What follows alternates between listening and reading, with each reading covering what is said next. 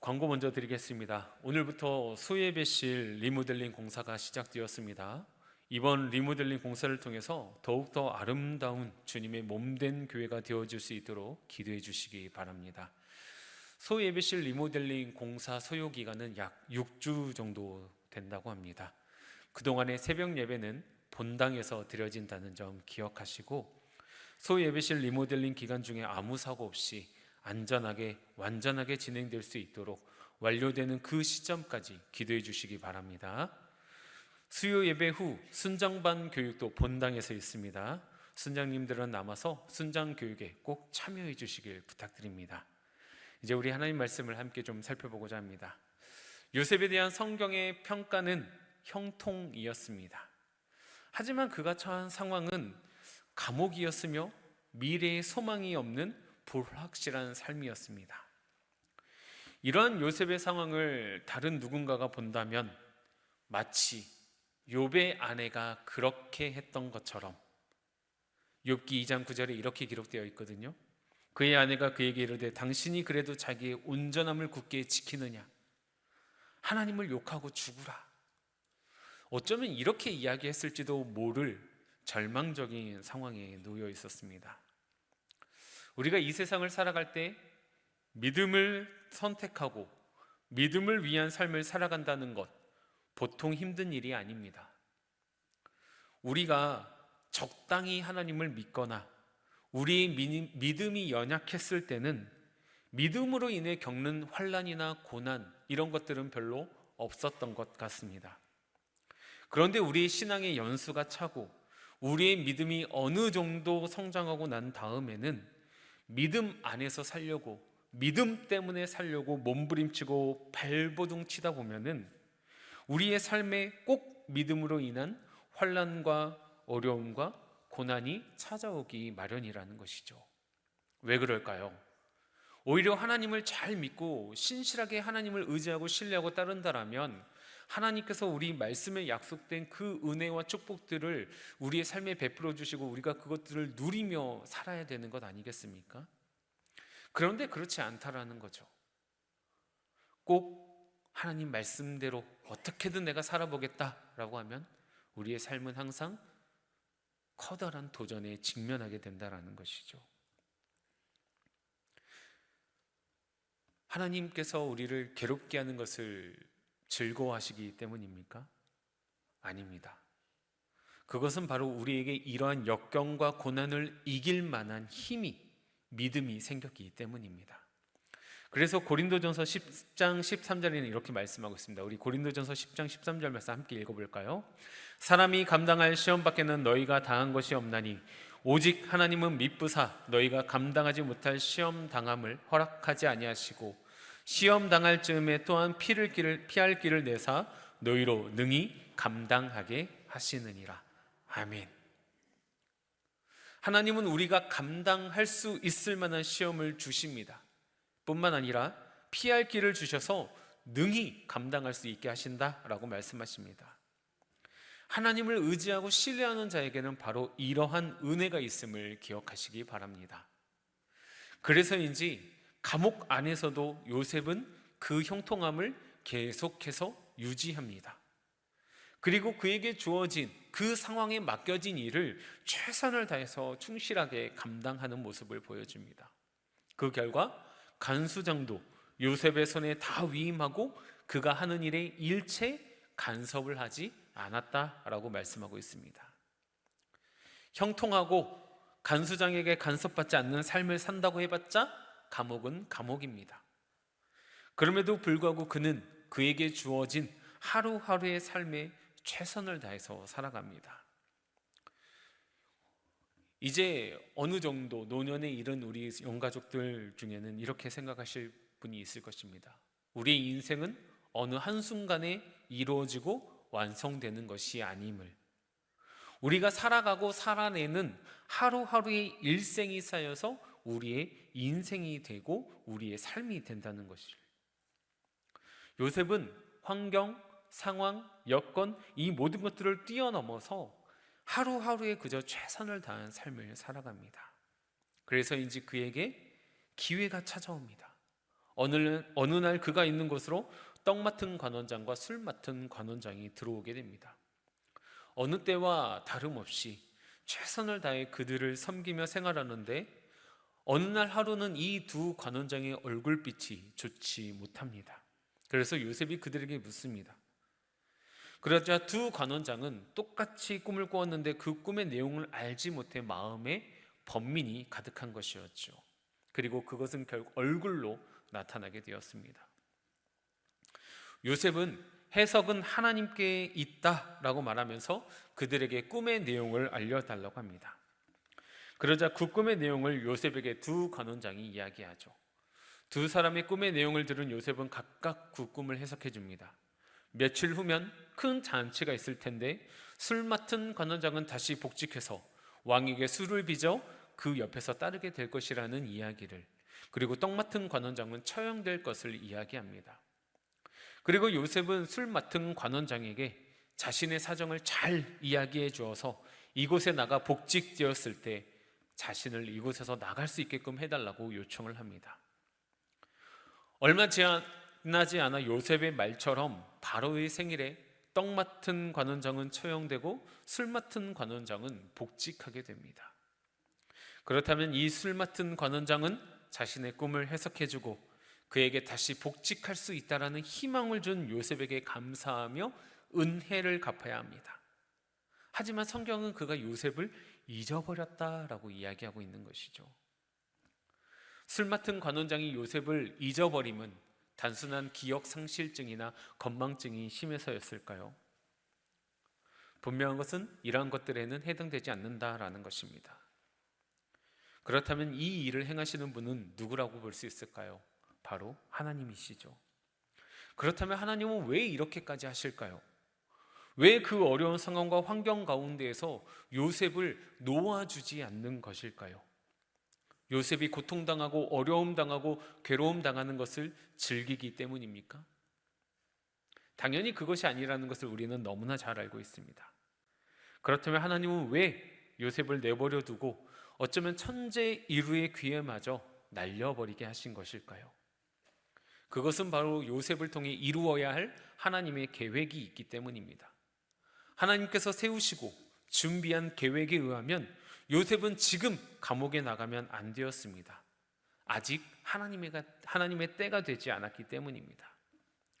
물론 그가 사람의 생각과 방법을 통해서 감옥에서 나갔을 수도 있습니다. 하지만 그뿐인 것이죠. 더 앞으로 나아가고 크고 놀라운 일을 행할 수 있음에도 불구하고 그러지 못하고 그냥 그곳에 머물러 버리고 마는 인생이 되는 것입니다. 괴롭고 힘들고 고통스럽더라도 조금은 더 감옥에서 다듬어지고 성장되어지고 만들어져 가야 할 하나님의 시간이 필요한 것이었습니다. 이 또한 성경은 형통이라고 이야기한다라는 것이죠. 형통은 잘 돼야 되는 것 아닙니까? 감옥에 갇혀 있는데 그게 어떻게 형통입니까? 우리의 시선과 하나님의 시선은 전혀 다르기 때문입니다.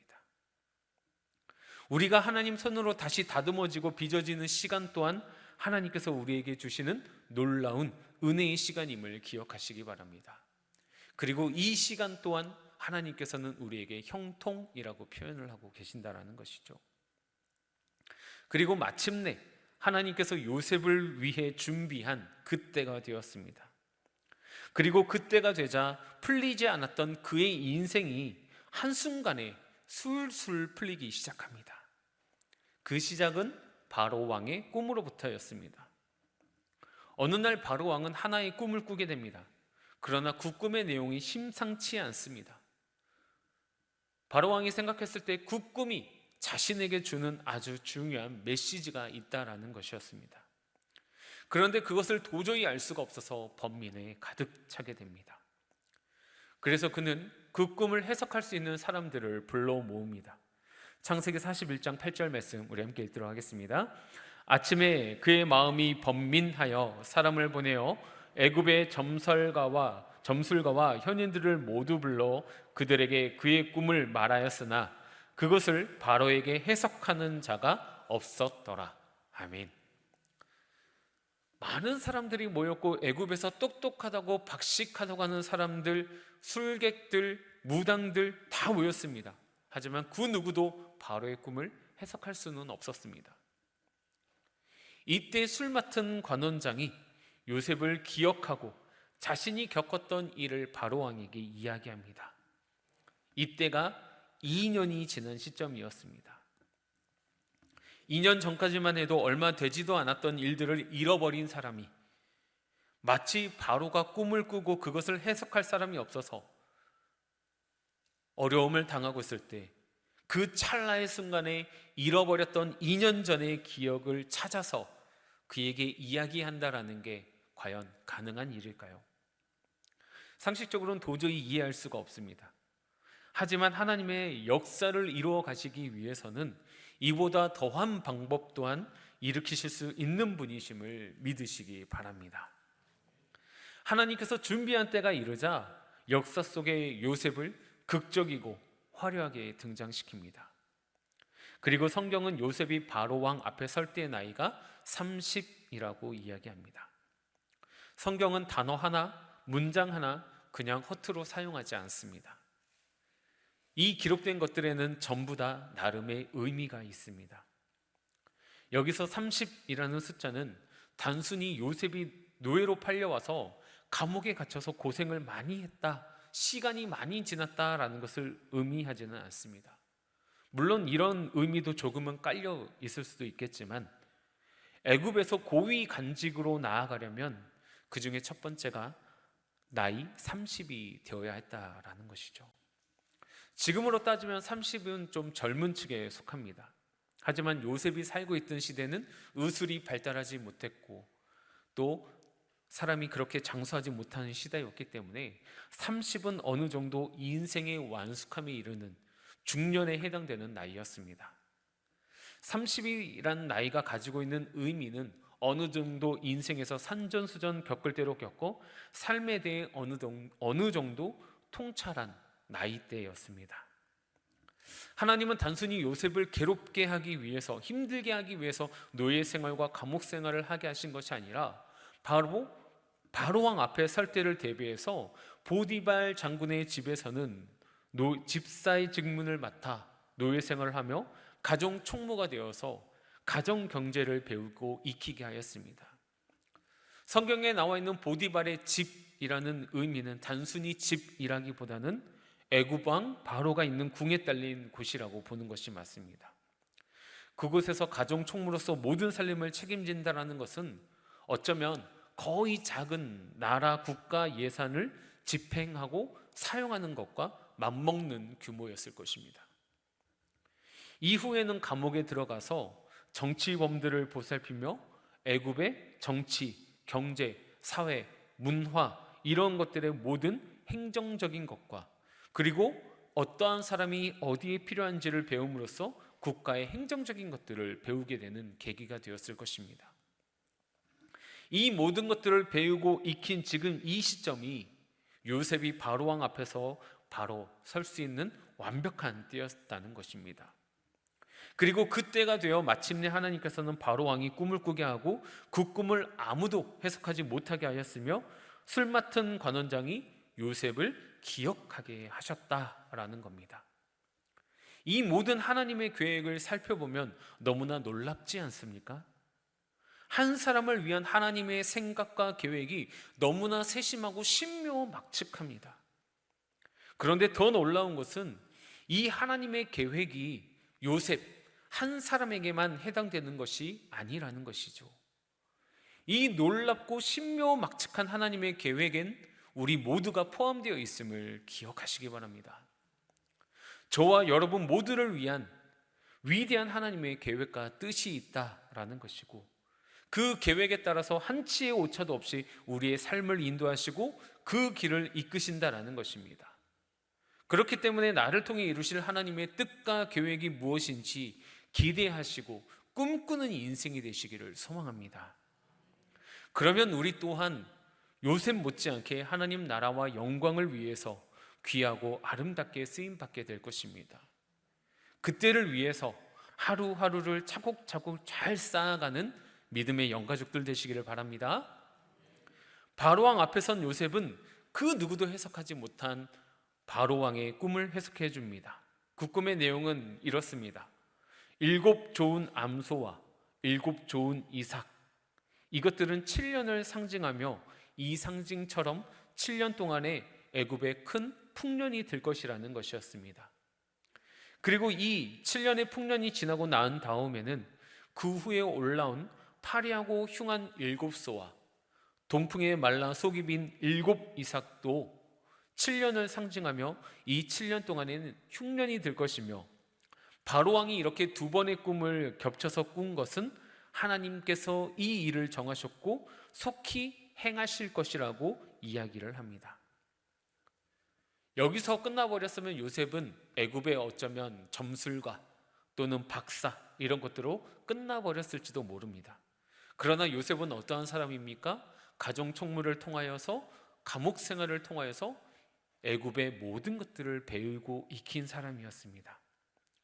요셉은 단순히 앞으로 일어날 일에 대한 꿈의 해석만 해줄 뿐만 아니라 그가 그동안 배우고 습득했던 모든 지식들을 총동원해서 이 풍년의 시대를 어떻게 지내야 하며 또 흉년의 시대에는 우리가 어떻게 보내야 되는지에 대한 제시, 대안을 마련하는 모습을 볼 수가 있다라는 것이죠.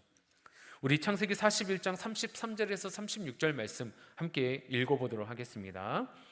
이제 바로께서는 명철하고 지혜 있는 사람을 택하여 애굽 땅을 다스리게 하시고, 바로께서는 또 이같이 행하사 나라 안에 감독관들을 두어 그 7해의 풍년에 애굽 땅의 5분의 1을 거두되 그들로 장차 올 풍년의 모든 곡물을 거두고 그 곡물을 바로의 손에 돌려 양식을 위하여 각 성읍에 쌓아두게 하소서. 이와 같이 그 곡물을 이 땅에 저장하여 애굽 땅에 임할 7해 흉년에 대비하시면 땅이 이 흉년으로 말미암아 망하지 아니하리이다. 아멘. 요셉의 이 제안이 바로 왕에게 매우 좋게 들렸습니다. 그러자 바로 왕이 취한 행동은 무엇입니까? 바로 요셉을 애굽 온 땅의 총리로 삼고 자기의 인장 반지를 빼어 요셉의 손에 끼우고 세마포 옷을 입히고 금 사슬을 목에 걸고 자기에게 있는 버금스레에 요셉을 태워 애굽 전국을 다스리고 총리로 시키게 됩니다. 여기서 버금수레라는 말은 그 나라의 2인자가 타는 수레입니다. 그러면 왕이 타는 수레는 으뜸수레라고 합니다. 그러니까 다시 말해서 왕이 요셉을 버금수레에 태웠다라는 것은 왕 바로 다음으로 가는 아주 위대한 직책으로 맡겼다라는 거죠. 이뿐만 아니라 바로는 요셉을 사브낫 바네아라는 이름을 새롭게 주어주며 온의 제사장 보디베라의 딸 아스낫을 아내로 삼게 합니다. 여기서 우리가 또 좀 눈여겨볼 것이 바로 요셉의 또 다른 이름인 사브낫 바네아라는 단어입니다. 이 이름에는 애굽식 해석과 히브리식 해석이 있는데, 애굽식 해석은 신이 말씀하시니 그가 살리라, 그에게 생명이 있다라는 뜻이고, 히브리식 해석은 비밀을 알려주는 현자, 감추온 것을 드러내는 사람이라는 뜻이 담겨져 있습니다. 그가 살리라 말 속에는, 바네아라는 그 단어 속에는 생명이 그에게 있다라는 뜻도 있기 때문에 생명의 구원자, 생명을 살리는 자라는 의미도 담겨져 있다라는 것이죠. 요셉은 단순히 하나님의 계획과 섭리 가운데에서 애굽의 총리가 된 것으로 그치지 않고 7년의 대흉년이 들었을 때 그가 제안한 방법을 통해서 그 이름대로 온 세상의 생명을 살리는 사명을 감당하게 된 것이었죠. 만약에 요셉이 그가 취한 인간적인 방법으로 그 술 맡은 관원장에 의해서 그가 감옥에서 나왔다면은 그는 결코 이러한 일들을 하지는 못했을 것이라는 거죠. 그렇기 때문에 우리에게는 완벽한 하나님을 때를 위한 기다림, 그리고 그 날을 위해 순종함이 필요하다라는 것이죠. 그때를 기다리시기 바랍니다. 우리 인생을 바꾸시고 우리의 삶의 역전을 가져다 주시는 하나님의 은혜를 기대하시기 바랍니다. 요셉은 온의 제사장 디베라의 딸 아스낫을 통해 2명의 아들을 얻게 됩니다. 우리 창세기 41장 50절에서 52절 말씀 함께 읽도록 하겠습니다. 흉년이 들기 전에 요셉에게 2 아들이 나되 곧 온의 제사장 보디베라의 딸 아스낫이 그에게서 낳은지라. 요셉이 그의 장남의 이름을 므낫세라 하였으니 하나님이 내게 내 모든 고난과 내 아버지의 온 집 일을 잊어버리게 하셨다 하미요, 차남의 이름을 에브라임이라 하였으니 하나님이 나를 내가 수고한 땅에서 번성하게 하셨다 함이었더라. 아멘. 요셉은 그의 첫째 아들의 이름을 므낫세라고 지으면서 하나님께서 내 모든 고난과 내 아버지의 온 집 일을 잊어버리게 하셨다라고 하였습니다. 요셉이 총리가 되어서 바로왕 앞에 나아가서 제일 먼저 처음 한 일이 무엇입니까? 창세기 41장 45절의 마지막 부분을 보면 요셉이 나가 애굽 온 땅을 순찰하니라 라고 기록된 것을 볼 수 있습니다. 그는 이제 애굽이라는 대국의 총리라는 1인지하 만인지상이라는 전무후무한 권력을 얻었습니다. 그가 무엇을 어떻게 하든지 바로왕조차도 신경 쓰지 않겠다라고 약속을 받았습니다. 이러한 권력과 힘을 얻은 요셉은 제일 먼저 한 일이 자신을 억울하게 감옥에 보낸 보디발과 그의 아내를 붙잡아 오게 하여서 죗값을 치르게 한 것도 아니었습니다. 자신을 노예로 팔아버린 미디안 그 상인들을 찾아내어서 그들의 재산을 몰수하고 오히려 그들을 노예의 신분으로 만들 수도 있었지만 그는 그렇게 하지 않았습니다. 어쩌면 그는 애굽의 막강한 군대를 소집하여서 이스라엘을 공격해서 자신을 죽이려 하고 노예로 판 형들을 잡아오게 할 수도 있었습니다. 이제 요셉에게는 그러한 힘과 능력과 권세가 있는 존재가 되었습니다. 하지만 그는 그렇게 하지 않습니다. 내 모든 고난과 내 아버지의 온 집 일을 잊어버리게 하셨다. 이제 더 이상 자신은 과거에 얽매이지 않는다라고 이야기합니다. 과거에 얽매여서 자신의 시간, 물질, 힘과 능력을 소비하는 데 사용하지 않는다라는 것입니다. 오히려 지금 내가 해야 할 일을 보며 미래를 바라보면서 준비하는 모습을 보게 됩니다. 사랑하는 영가족 여러분, 바로 이러한 모습이 바로 우리들의 모습이고 우리가 나아가야 할 방향임을 기억하시기 바랍니다. 우리의 대적 마귀는 자꾸 우리의 과거를 돌아보게 합니다. 우리의 과거를 돌아보게 함으로 인해서 앞으로 나아가지 못하도록 우리의 발걸음을 자꾸 붙듭니다. 계속해서 과거에 머무는 인생이 되게 합니다. 네가 과거에 그랬잖아. 네가 과거에 그런 실수를 저질렀잖아. 과거에 그런 잘못들이 있었잖아. 생각해봐. 그때 네가 그 잘못을 저지르지 않았다면, 그때 그것을 선택하지 않았다면, 그러면서 뭐예요? 자꾸 후회하게 하는 인생이 되어지게 만든다라는 것이죠. 하지만 성령님은 어떻습니까? 성령님은 전혀 다릅니다. 과거를 발판 삼아서 현재를 살아가게 하시고 이를 통해 미래를 보게 하시며 성령님께서 조명해 주시는 꿈과 환상과 비전을 통해 앞으로 나아가게 하신다라는 거죠. 지금 우리의 삶은 과거에 매여 있는 여전히 과거 진행형의 인생입니까? 아니면 앞으로 묵묵히 나아가는 미래 진행형의 삶입니까? 우리 모두는 과거에 실수를 한 적이 있습니다. 과거에 실패를 한 경험도 있습니다. 하지만 그 우리가 저질렀던 과거의 실수와 실패는 우리의 발목을 붙잡는 올무가 되는 것이 아니라 그 잘못과 실수와 실패를 통하여서 그 모든 것들을 밟아 딛고 일어서며 더욱더 튼튼한 현재를 만들어 갈 것이며 이 튼튼한 현재의 삶을 통하여서 완성형의 미래로 나아가게 되는 것입니다. 요셉은 과거에 머무는 인생이 아니라 과거를 통해 현재를 이루고 이제 미래를 향해서 하나님께서 보여주신 꿈과 비전을 향해 달려가는 모습을 우리에게 보여주고 있다라는 것이죠. 그리고 나서 둘째 아들이 태어났을 때 그 이름을 무엇이라고 적습니까? 에브라임이라고 지으면서 하나님께서 나를 내가 수고한 땅에서 번성하게 하셨다라고 하나님께 영광 올려드리는 모습을 보여주고 있죠. 내가 과거에 얽매이지 않고 현재를 통하여서 미래를 나아가니까 내 삶이 하나님 앞에서 더욱더 번성하게 되었다라고 믿음의 고백을 드리고 있는 것이죠. 과거를 지나 현재를 발판 삼아 보다 나은 미래의 모습으로 나아가야 함은 세상 사람들도 아는 내용입니다. 그렇다면 우리 그리스도인들은 뭐가 달라도 달라야 하지 않겠습니까? 우리는 단순히 미래의 모습으로 나아가는 것이 아니라 미래의 모습으로 나아감과 동시에 하나님께 감사와 찬송을 올려드리는 삶이 되어야 한다는 것이죠. 앞으로 나를 통해 이루실 하나님께 미리 감사함으로 나아가는 것입니다. 나를 이루실 하나님의 그 뜻을 생각하면서 찬양으로 영광을 올려드리며 나아가야 하는 삶이 되어야 한다는 것이죠.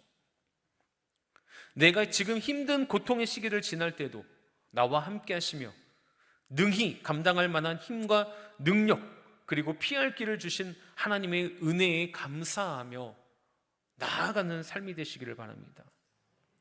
현재 우리가 평온하고 평탄한 삶이라면 이 자리까지 인도하신 하나님께 감사와 찬송을 드리며 우리의 삶을 하늘의 별과 같이 빛나게 하실 하나님께서 행하실 미래의 일을 기대하며 나아가는 삶이 되시기를 소망합니다. 결국에는 우리는 어떠한 모습이든지 어떤 형편에 놓여있든지 간에 승리하게 될 것이고 하나님께서 예비해 놓으시고 준비해 놓으신 그 길로 나아가게 될 것이라는 것이죠. 제가 언젠가 한번 소개드린 찬양의 가사가 있습니다. 언젠가 한번 제가 꼭 불러드리고 싶은데 하나님은 실수하지 않으신다네 라는 찬양의 가사입니다. 자, 한 번 더 읽어드릴게요.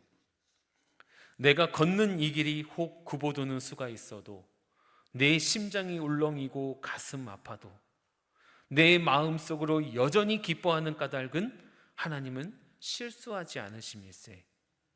내가 세운 계획이 혹 빗나갈지 모르며 나의 희망 덧없이 쓰러질 수 있지만 나 여전히 인도하시는 주님을 신뢰하는 까닭은 주께서 내가 가야 할 길을 잘 아심일세. 어둠 밤 어둠이 깊어 밤이 다시는 밝지 않을 것 같아 보여도 내 신앙 부여잡고 주님께 내 모든 것 맡기리니 하나님을 내가 믿음일세. 지금은 내가 볼 수 없는 것 너무 많아서 너무 멀리 가물가물 어른거려도 운명이 오라 나 두려워 아니하리. 만사를 주님께 내어 맡기리. 차츰차츰 안개는 걷히고 하나님 지으신 빛이 뚜렷이 보이리라. 가는 길이 온통 어둡게만 보여도 하나님은 실수하지 않으신다네. 하나님은 실수하지 않으시는 분이십니다. 단지 우리를 향한 더 놀라운 크고 은밀한 일들을 준비하고 계시는 분이시라는 것이죠. 우리를 단단하게 하는 힘은 고난의 시기를 이겨내게 하시고 이겨낼 힘과 능력을 주신 하나님의 은혜의 시간이라는 것입니다. 이 은혜로 말미암아 우리를 위해 크신 계획과 뜻을 준비하시고 실행시키시는 하나님을 더욱더 의지하고 신뢰하며 나아가는 삶이 되시기를 소망합니다.